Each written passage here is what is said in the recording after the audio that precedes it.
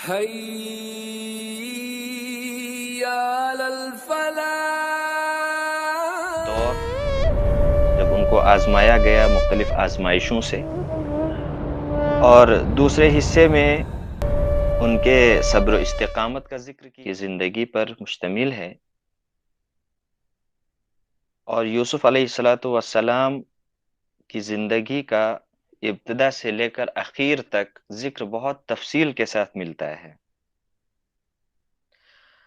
اس میں اس صورت کو اگر ہم دیکھیں گے تو اس میں 3 اہم پہلو بیان کیے گئے ہیں یوسف علیہ السلام کے حوالے سے۔ ایک تو ان کی آزمائشوں کا دور، جب ان کو آزمایا گیا مختلف آزمائشوں سے، اور دوسرے حصے میں ان کے صبر و استقامت کا ذکر کیا گیا ہے، اور پھر تیسرے حصے میں ان کے صبر کا ثمرہ اس چیز کا ذکر کیا گیا ہے۔ تو اس طریقے سے پوری صورت کو اگر ہم 3 حصوں میں تقسیم کرتے ہیں تو یہ 3 موضوعات اس طریقے سے بنیں گے۔ ایک تو یوسف علیہ السلام پر آزمائشوں کا دور، دوسری چیز ہو گئی آپ علیہ السلام کا صبر و استقامت، اور تیسری چیز ہے آپ کو اس صبر کا کیا اجر اللہ کی طرف سے ملتا ہے، اس کا ذکر کیا گیا ہے۔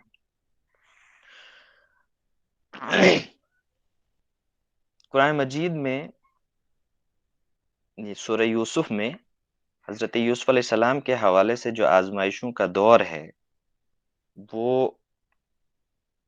دوسرے رکوع سے اس کا ذکر کیا جا رہا ہے، اور دوسرے رکوع سے یہ سلسلہ مستقل مسلسل چلا آ رہا ہے، اور یہاں پر بھی اس رکوع میں رکوع نمبر 7 کی ابتدائی آیات میں بھی انہی آزمائشوں کا ذکر ہے، اور پھر اس کے آخری حصے میں، رکوع کے آخری حصے میں ان کی زندگی کے ایک نئے دور کے آغاز کا بھی ذکر کیا گیا ہے۔ ایک بڑی آزمائش حضرت یوسف علیہ السلام کو اس وقت آئی جس وقت عزیز مصر کی بیوی نے ان کو اپنے آپ کی طرف ورگلانے کی کوشش کی، جس میں وہ ناکام ہو گئی۔ یہ در حقیقت آپ علیہ السلام کے اخلاق و کردار کی مضبوطی کا اظہار کرنا تھا، کہ ایک نبی اپنے اخلاق و کردار میں کس قدر اعلیٰ پائے اور کمال درجہ رکھتا ہے، اس کا بہت وضاحت کے ساتھ، بہت تفصیل کے ساتھ ذکر کیا گیا۔ اس رکوع میں بھی اس واقعے کی طرف اشارہ کیا گیا ہے، اور یہ اس رکوع کا جو سلسلہ کلام ہے یہ پچھلے رکوعات کے ساتھ جڑتا جا رہا ہے۔ یہاں پر اس کو سمجھنے کے لیے صرف ہم یہ دیکھیں گے کہ پچھلے رکوع سے جو متصل اس کا پچھلا رکوع ہے، رکوع نمبر 6، اس میں بادشاہ کے، جو مصر کا بادشاہ ہے، اس مصر کے بادشاہ کا ایک خواب کا ذکر کیا گیا ہے، جس میں کل کے درس میں آپ نے اس پہ تفصیلی گفتگو سنی ہوگی کہ اس نے 7 موٹی گائے اور 7 دبلی گائے دیکھی، اور پھر 7 سوکھی بالیاں اور 7 ہری بالیاں بھی دیکھی۔ جو 7 گائے تھیں وہ دوسری 7 گایوں کو کھا رہی تھی، اور پھر بادشاہ نے اپنے درباریوں کے سامنے اس خواب کا ذکر کیا اور کہا یہ خواب بڑا اہم خواب ہے، اس کی تعبیر مجھے بتائی جائے۔ درباریوں نے جواب دیا کہ ہم تو خوابوں کی تعبیر نہیں جانتے ہیں۔ اس میں سے ایک درباری نے کہا کہ مجھے تھوڑی سی مہلت دے دیجیے آپ، میں اس خواب کی تعبیر آپ کے سامنے پیش کروں گا کچھ دیر کے بعد۔ اور وہ پھر حضرت یوسف علیہ السلام کے پاس گئے، جو اس وقت جیل میں تھے۔ ان کے سامنے اس خواب کا ذکر کیا گیا تو حضرت یوسف علیہ السلام نے اس خواب کی تعبیر بتائی، اور تعبیر بتانے کے بعد انہوں نے تدبیر بھی بتائی۔ وہ شخص واپس آ کے بادشاہ کو اس خواب کی تعبیر بتاتا ہے، اور تعبیر کے ساتھ پھر اس کی تدبیر بھی بتاتا ہے۔ چونکہ بادشاہ تھا، وہ کوئی عام آدمی نہیں تھا۔ جو بادشاہ نے اس خواب کی تعبیر سنی تو اس کے دل میں یہ چاہت پیدا ہوئی کہ میں ایسے شخص کو جاننے کی کوشش کروں گا جس نے اس خواب کی تعبیر بتائی اور تعبیر کے بعد اس کی تدبیر بھی بتائی. یہ کوئی عام اور معمولی انسان نہیں ہو سکتا ہے. اب اس کا ذکر اس کے بعد یہاں پہ کیا گیا ہے. وقال الملک ائتونی بہ، بادشاہ نے کہا اس شخص سے جو وہ خواب کی تعبیر لے کر بادشاہ کے سامنے حاضر ہوا تھا، اس سے کہا کہ ائتونی بہ، اس شخص کو میرے پاس لے کر آ جاؤ جس نے یہ خواب کی تعبیر آپ کو بتائی ہے. فلما جاءه الرسول قال ارجع الى ربك، وہ میسنجر، وہ قاصد جب یوسف علیہ الصلوۃ والسلام کے پاس واپس جیل میں آتا ہے اور اسے یہ مزدہ سناتا ہے کہ بادشاہ نے آپ کو یاد کیا ہے، آپ چلیے بادشاہ کے پاس، تو یوسف علیہ السلام نے بہت عجیب و غریب مطالبہ کیا جو ان کے شایان شان تھا. انہوں نے کہا ارجع الی ربک، آپ اپنے مالک کے پاس، آپ اپنے بادشاہ کے پاس واپس چلے جاؤ. فاسألہ، اور اس سے یہ سوال کرو، ما بال النسوۃ اللاتی قطعن ایدیہن، کہ ان عورتوں کا حال آپ بتائیے، اللاتی قطعن ایدیہن، اللاتی جن عورتوں نے اپنے ہاتھوں کو کاٹ ڈالا تھا. اس لفظ پہ تھوڑا سا ہم بات کرنا چاہیں گے، یہ بہت اہم لفظ ہے، قطعن ایدیہن. عام طور پر قرآن مجید کے تراجم میں ہم یہ دیکھتے ہیں کہ اس کا ترجمہ ہاتھ کاٹنے سے یا ہاتھ زخمی کرنے سے کیا جاتا ہے، لیکن عربی زبان جاننے والے لوگ یہ اچھے طریقے سے سمجھتے ہیں کہ عربی میں جو قطع کا لفظ استعمال کیا جاتا ہے وہ کسی چیز کو دو ٹکڑوں میں کاٹنے کے معنی اس کے ہوتے ہیں. یعنی مثال کے طور پر میں کہوں گا کہ میں نے فلانے چیز کے ٹکڑے کر دیے، تو اس کے لیے لفظ میں استعمال کروں گا قطع کا. یہاں پر جو لفظ استعمال کیا گیا ہے قطعن، ان عورتوں نے ٹکڑے کر دیے ایدیہن، اپنے ہاتھوں کے. اس بالکل یہی لفظ اسی صورت کی آیت نمبر 30 میں رکوع نمبر 4 میں اس کا ذکر کیا گیا ہے، جہاں پر یہ بات بتایا گیا ہے کہ جب عزیز مصر کی بیوی کے حوالے سے شہر کی عورتوں نے ایک چمگوئیاں شروع کر تھی کہ اس عورت کو کیا ہو گیا ہے جو اپنے غلام پر فریفتہ ہو گئی ہے، یہ بات، یہ ذکر جب عزیز مصر کی بیوی تک پہنچتا ہے تو اس نے ان کے لیے ایک خاص مسند اور خاص بیٹھک کا انتظام کیا اور ان عورتوں کو بلایا گیا باضابطہ طور پر، اور پھر قرآن مجید نے ایک واقعہ بیان کیا ہے جو بہت مختصر سا واقعہ ہے. اس واقعے کے یا اس آیت کی تفصیل کے حوالے سے کچھ روایات کا سہارا لیا جاتا ہے، جو روایات دراصل اسرائیلی روایات ہیں. اسرائیلی روایات سے مراد یہ ہے کہ ایسی روایات، ایسے اقوال جن کا جو اوریجن ہوتا ہے وہ بنی اسرائیل کی کتابیں ہیں، بنی اسرائیل کے ذخیرے کتب ہیں. اس میں یہ بات بتائی گئی ہے کہ حضرت یوسف علیہ السلام انتہائی حسین و جمیل تھے، اور جب عزیز مصر کی بیوی ان پر فریفتہ ہوتی ہے تو عورتوں نے ایک چہمگوئیوں کا بازار گرم کیا، پھر ان سے ان کو بلایا گیا اور ان کو ایک چھری دی گئی. قرآن مجید نے صرف لفظ استعمال کیا ہے، انہیں ایک چھری دی گئی،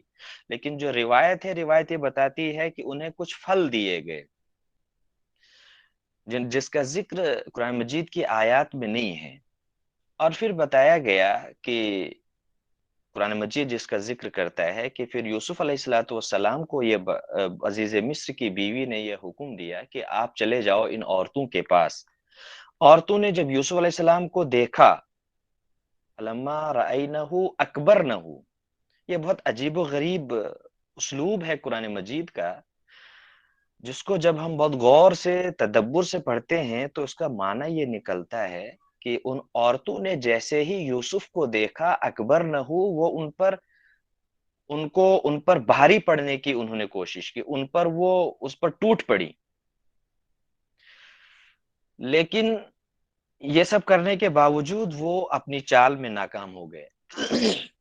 उस वक्त कुरान मजीद ने इस्तेमाल किया वक़त्तअना अयदियहुन्ना, और अपने अपने हाथों के टुकड़े कर दिए। जब हम इस लफ्ज पर गौर करते हैं और उस रिवायत को, जो जिस रिवायत का सहारा लिया जाता है इस आयत की वजाहत के लिए, तो वो आयत, इस आयत की रूह और ये जो रिवायत है, उन दोनों को जब हम सामने रखते हैं तो हमें एक बहुत बड़ा तजाद नजर आता है कि एक तरफ एक नबी जिसे मुस्तकबिल में नबूवत और रिसालत का मनसब दिया जाना है, एक उस शख्स की जिंदगी है, उसके हुस्न जमाल का जिक्र किया जा रहा है, और दूसरी तरफ से कुरान मजीद जो बात बता रहा है, जो कुरान की रूह है, जो नबवी रूह होनी चाहिए, वो इस रिवायत में नहीं मिलती है, जो जिस रिवायत को हम अपनी जखीरे अहादीस में या तफसीर में भी बाज जगहों पे हमको मिलता है। बहुत सारे मुफस्सिरीन ने उस इसराइली रिवायत को कोट किया है। इसराइली रिवायत के हवाले से एक बात और समझना बहुत अहम है। अल्लामा इब्न कसीर रहमतुल्लाह अलैह ने अपनी तफसीर तफसीर कुरान अज़ीम, जो तफसीर इब्न कसीर के नाम से बहुत मशहूर है,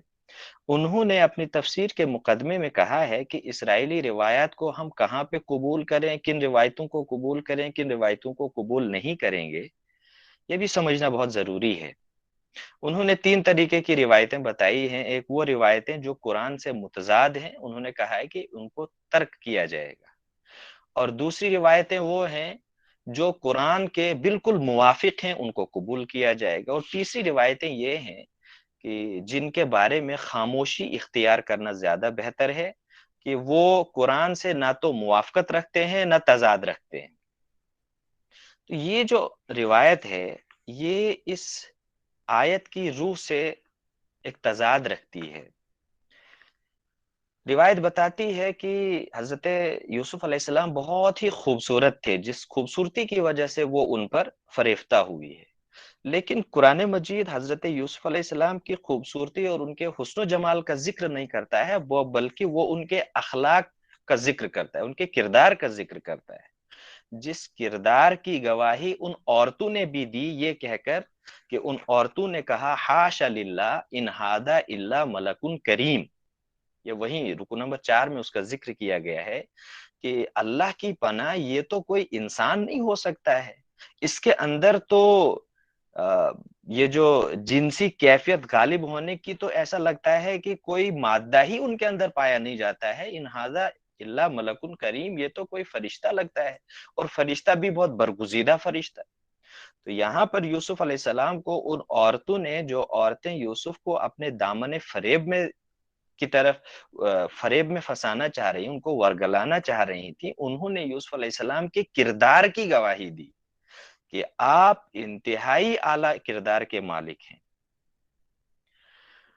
एक तरफ ये बात बताई गई,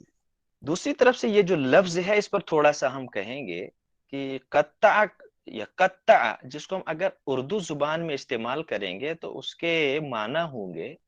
अ, जैसे हम कहते हैं उर्दू जुबान में कि कीमा बड़ा बना डाला। कत्ता के माने आते हैं किसी चीज को छोटे छोटे टुकड़ों में काट देना। कत्तान आइदिया हुन्ना के माना अगर हम जाहिरी तौर पर देखेंगे तो माना ये होंगे कि उन्होंने अपने हाथों का कीमा बना डाला। तो ये बहुत अजीबो गरीब बात है कि कोई शख्स अपने हाथों का कीमा बना डाले, अपने हाथों का के टुकड़े कर दे, और फिर भी वो खड़ा हो। ये बहुत अजीबो गरीब बात है। कुरान मजीद में यही लफ्ज चोर के हवाले से जिक्र किया गया है, अस्सारिकु वस्सारिकतु फक्तऊ अयदियहुमा, कि चोर चाहे मर्द हो चाहे औरत हो, उनके दोनों हाथ काट दिए जाएंगे, यानी जिस्म से बिल्कुल अलग कर दिए जाएंगे। तो क्या वाकई उन औरतों ने अपने हाथों को अपने जिस्म से अलग कर दिया था? यह बहुत एक गैर माकूल सी बात है। अब हम आएंगे कुरान मजीद और अरबी डिक्शनरी की तरफ, अरबी जुबान की तरफ। अरबी जुबान में ये एक मुहावरा है जिसको इस्तेमाल किया जाता है किसी काम को अंजाम देने के लिए इंतहाई दर्जे की कोशिश करना, और बिल्कुल यही लफ्ज, इसका तर्जुमा عربی زبان میں بھی، یہ اردو زبان میں بھی ایک محاورہ ہم کو ملتا ہے، اور وہ محاورہ ہے انہوں اپنے ہاتھ کاٹ دینا۔ اپنے ہاتھ کاٹ دینا اس کا معنی ہوتا ہے کہ بہت زیادہ کوشش کرنا۔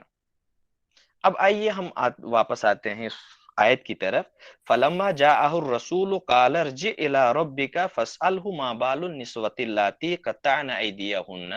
ایسی صورت میں اس کے معنی یہ ہے کہ ان عورتوں کا حال بھی مجھے بتائے جنہوں نے مجھے ورگلانے کی کوشش کی تھی، ان کے معاملے کا کیا ہوا۔ ان ربی بکیدہن علیم، بے شک میرا رب بقیدہن ان عورتوں کے مکر و فریب اور ان کی جال سازیوں کو خوب اچھی طریقے سے جانتا ہے۔ قال، پھر جواب دیا گیا ہے، اچھا اس کے بعد وہ شخص واپس جاتا ہے، اور جب وہ واپس جاتا ہے بادشاہ کے سامنے یہ بات ذکر کرتا ہے کہ یوسف علیہ الصلوۃ والسلام نے ان عورتوں کے معاملے کی تحقیق کرنے کا مطالبہ کیا ہے۔ بادشاہ نے ان عورتوں کو بلایا اور ان سے سوال کیا، ما خطبکن، کہ تمہارا معاملہ کیا ہے، اذ راوتن یوسف عن نفسہ، اس وقت کے بارے میں جب تم نے یوسف کو ان کے نفس کے حوالے سے ورگلانے کی کوشش کی، اس معاملے کی حقیقت کیا ہے تم لوگ بتاؤ۔ ایک مقدمہ گویا کہ بادشاہ نے چلایا، اور مقدمے کے بعد اس مقدمے کی تحقیق انہوں نے شروع کی۔ عورتوں نے جواب دیا بالکل وہی جواب جو وہاں پر بھی دیا گیا ہے، قلنا حاشا للہ، اللہ کی، ان عورتوں نے جواب دیا حاشا للہ، اللہ کی پناہ، ما علمنا علیہ من سوء، ہم نے اس شخص کے اندر کوئی برائی نہیں پائی۔ گویا کہ ان عورتوں نے اس وقت بھی حضرت یوسف علیہ الصلوۃ والسلام کے اعلیٰ کردار کی، اعلیٰ اخلاق کی گواہی دی ہے، اور یہ بالکل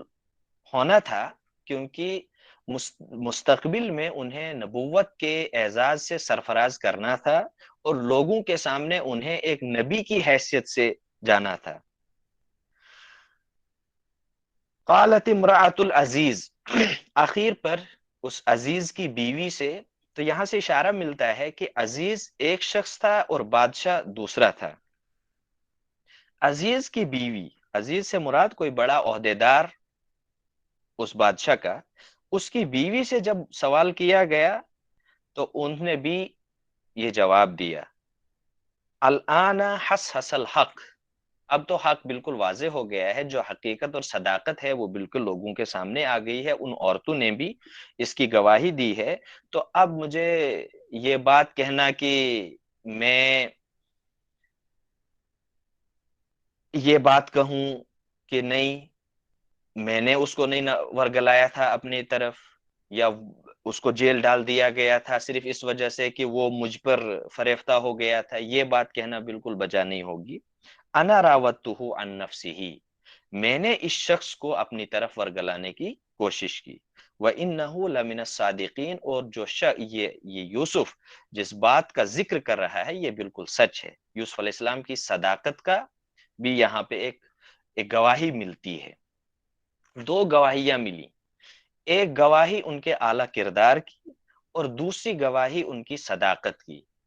اور ہر نبی کو جب قوم میں جانا ہے تو نبی کو قوم میں جانے کے لیے جن دو گواہیوں کی ضرورت ہوتی ہے، اور تیسری ایک اور گواہی ہے اس کی بھی ضرورت ہوتی ہے، ایک تو نبی کے اخلاق کو لوگوں کے سامنے بالکل واضح کر دیا جائے، نبی ایک با اخلاق شخص ہے، ان کے اخلاق میں کسی قسم کی کمی اور نقص نہیں ہے، اور دوسری بات یہ ہے کہ وہ ایک سچا انسان ہے، وہ جھوٹ کا شائبہ اس کی زندگی میں موجود نہیں ہوتا ہے، وہ صداقت پر قائم رہنے والا شخص ہوتا ہے، اور تیسری نبی کی امانت داری کی گواہی دی جاتی ہے۔ نبی اکرم صلی اللہ علیہ وسلم کے حوالے سے جب ہم سیرت کا مطالعہ کرتے ہیں تو وہاں پر بھی ہم کو یہ بات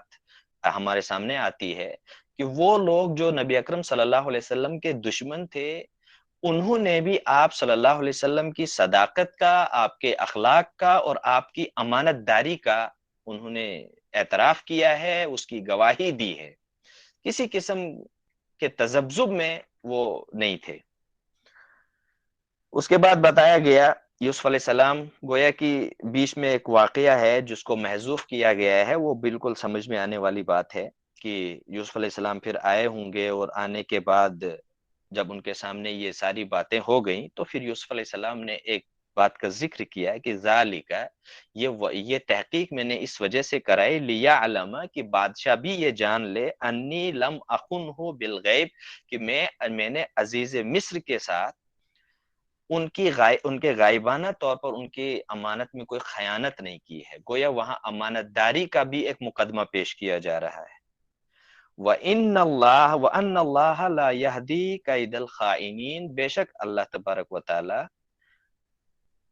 خیانت کرنے والوں کی چالوں کو کبھی بھی کامیاب نہیں کرتا ہے، ان لوگوں کو کبھی اللہ تعالیٰ ہدایت نہیں دیتا ہے جو خیانت کی بنیاد پر چالیں چلتے ہیں۔ یہاں پر بھی ایک لطیف نقطہ ہمیں نکلتا ہے، وہ یہ کہ یوسف علیہ الصلاۃ والسلام نے وہاں ان لوگوں کے سامنے اللہ کا نام لیا، گویا کہ انہوں نے اپنی دعوت کا آغاز اب وہاں کر دیا ہے، لوگوں کے سامنے بھی، اس بادشاہ کے سامنے بھی، یہ کہہ کر وَأَنَّ اللَّهَ لَا يَهْدِي كَيْدَ الْخَائِنِينَ، کہ بے شک اللہ تبارک و تعالی جال سازوں اور خائنوں کی جال سازی کو کبھی بھی کامیاب ہونے نہیں دیتا ہے، اور ایسے لوگوں کو کبھی بھی ہدایت نہیں دیتا ہے۔ اس کے بعد یوسف علیہ السلام نے اپنے اوپر اللہ تعالیٰ کی ایک رحمت کا بھی ذکر کیا ہے،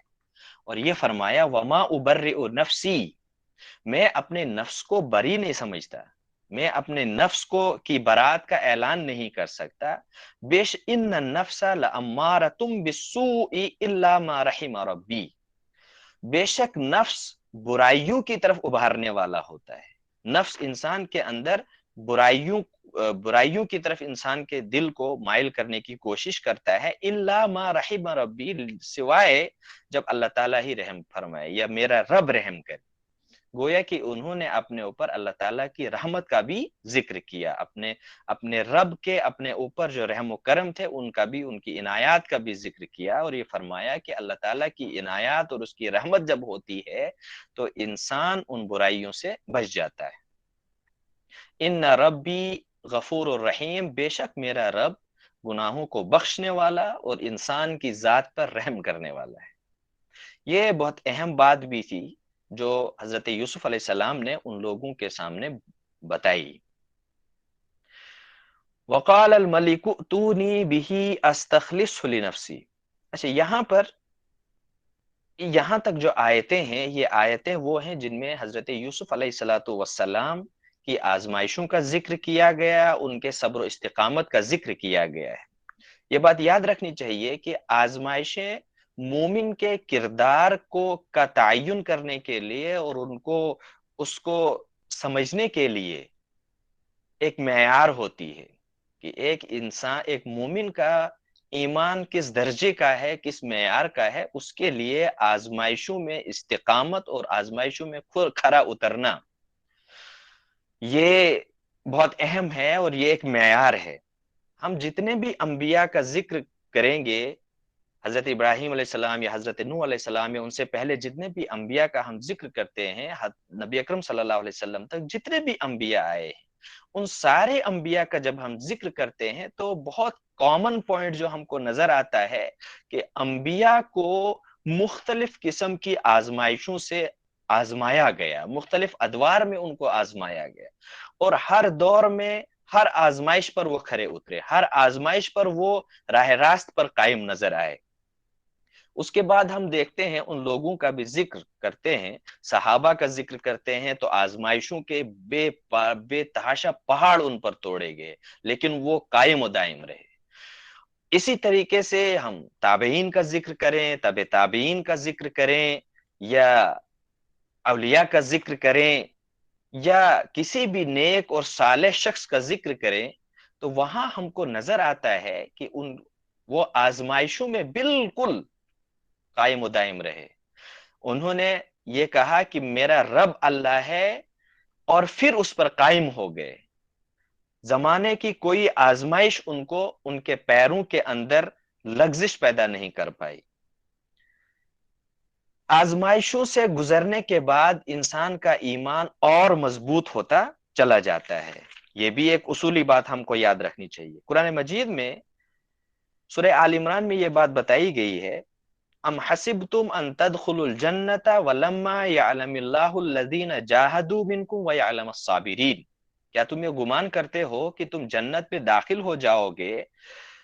بغیر اس کے کہ اللہ تعالیٰ کے سامنے یہ بات واضح نہ ہو جائیں، ان لوگوں کی وضاحت نہ ہو جائے تم لوگوں نے،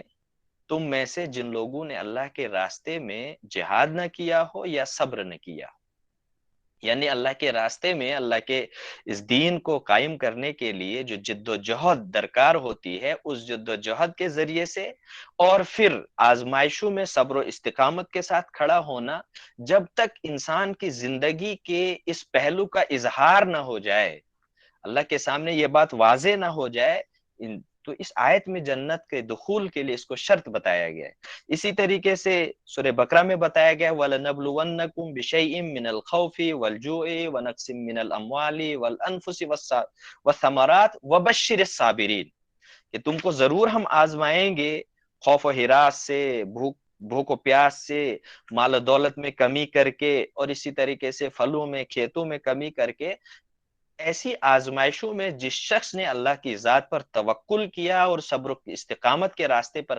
قائم و دائم رہا، ایسے لوگوں کو اللہ تبارک و تعالی یہ بتا رہا ہے وَبَشِّرِ الصَّابِرِينَ، ان صبر کرنے والوں کو نیکی کی، اچھے مستقبل کی اور اللہ تعالیٰ کی رحمتوں کی خوشخبری سنا دو۔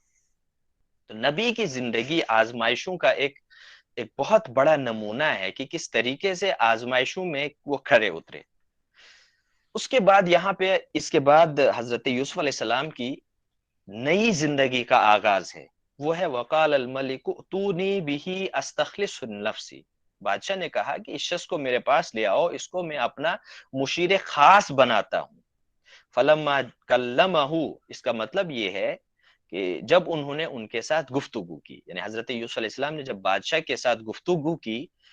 تو اس کا مطلب اس کے بیچ میں ایک واقعہ ہوا ہے۔ وہ واقعہ یہ ہے کہ جب یوسف علیہ السلام بادشاہ کے پاس پہنچے، ان کے ساتھ بیٹھے، ان کے ساتھ گفت و شنید کی، ظاہر سی بات ہے ایک بڑا آدمی جب کسی انٹیلیجنٹ اور انتہائی درجے کے ذہین اور فتین آدمی کے ساتھ بیٹھے گا تو وہ مختلف امور پر ان کے ساتھ گفتگو کرے گا، سیاسی امور بھی زیر بحث آئے ہوں گے، سماجی امور بھی، اخلاقی امور بھی، سارے امور ان کے سامنے پیش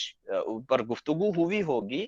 اس کے بعد بادشاہ نے کیا جواب دیا، کیا کہا، وہ ہے قال انک اليوم لدینا مکین امین، کہ آج آپ ہمارے درمیان ایک معزز اور معتبر مکین کے حیثیت سے ہیں، یعنی اب آپ قابل بھروسہ اور معتمد شخص سے ہیں۔ گویا کہ یوسف علیہ السلام کے سپرد اب وہ چیزیں سیاسی امور بھی دیے گئے ہوں گے، یوسف علیہ السلام کو ایک سیاسی اقتدار حاصل ہو گیا ہے یہاں پہ، جس کا اظہار اور اعلان کیا گیا ہے۔ یوسف علیہ السلام نے اس وقت یہ کہا اجعلنی علی خزائن الارض، زمین کے خزانوں پر مجھے معمور کر دیجئے، یعنی یوں سمجھ لیجئے کہ زمین کی جو آمدنی کے ذرائع ہیں ان کی ذمہ داری مجھے سونپی جائے۔ انی حفیظ علیم، بے شک میں حفیظ بھی ہوں، حفاظت کرنے والا بھی ہوں، علیم بھی ہوں، اور ان تمام چیزوں کو خوب اچھے طریقے سے جاننے والا بھی ہوں۔ وَكَذَلِكَ مَكَّنَّا لِيُوسُفَ فِي الْأَرْضِ، اب اس انعام کا اعلان یہاں سے شروع ہوتا ہے جو ان کو صبر و استقامت کے عوض میں اللہ تعالیٰ کی طرف سے ملتا ہے۔ وَكَذَلِكَ مَكَّنَّا لِيُوسُفَ فِي الْأَرْضِ، اسی طریقے سے یوسف کے لیے ہم نے زمین میں ان کو ایک اقتدار دیا، مکننا، ہم نے اقتدار دیا لیوسف، یوسف کو، یعنی یوسف کو با اختیار بنایا کہ وہ جس طریقے سے چاہے فیصلے کر سکتے ہیں، اور ایک نبی کا آزاد ہو کر فیصلے کرنا یہ بالکل ایک فطری عمل ہے۔ یتبوأ منہا حیث یشاء، اس زمین میں، اس خطے ارضی میں وہ جہاں چاہیں جس طریقے سے رہ سکتے ہیں۔ نصیب برحمتنا من نشاء، ہم اپنی رحمتیں جسے چاہتے ہیں اس پر انڈھیل دیتے ہیں، ان کو رحمتیں عطا کرتے ہیں۔ وَلَا نُضِيءُ أَجْرَ الْمُحْسِنِينَ، اور جو لوگ احسان کا درجہ رکھنے والے ہوتے ہیں، جو ایمان کے کمال درجے تک پہنچے ہوئے لوگ ہوئے ہوتے ہیں، ان کے اجر کو، ان کے بدلے کو ہم ضائع نہیں کرتے ہیں۔ وَلَأَجْرُ الْآخِرَةِ خَيْرٌ لِلَّذِينَ آمَنُوا، اور ان لوگوں کا بدلہ یعنی ولا اجر الآخرتی، اور آخرت کا بدلہ خیر بہتر ہے، زیادہ بہتر ہے ان لوگوں کے لیے جنہوں نے ایمان لایا، وکانو یتقون، اور ان کے اندر تقوی شعاری کی صفت ہے۔ یہ ایک مومن کا صحیح کردار ہے۔ تو پورے سورہ یوسف کو اگر ہم پڑھیں گے، اس پر غور و فکر کریں گے، تو وہاں پر ہمارے سامنے ایک آئینہ آتا ہے کہ ایک مومن کا کردار کس قسم کا ہونا چاہیے۔ اس کے لیے اللہ تبارک و تعالی نے ہمارے سامنے حضرت یوسف علیہ الصلوۃ والسلام کی پوری زندگی کو ایک ماڈل کی حیثیت سے پیش کیا۔ اللہ تعالیٰ سے دعا ہے کہ اللہ تبارک و تعالی ہمیں یوسف اپنے اخلاق و کردار میں یوسف کا ماڈل اپنانے کی توفیق عطا فرمائے۔ وآخر دعوانا ان الحمد للہ رب العالمین۔ اللہ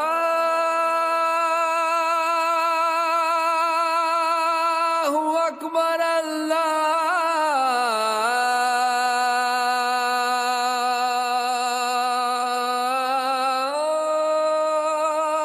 اکبر۔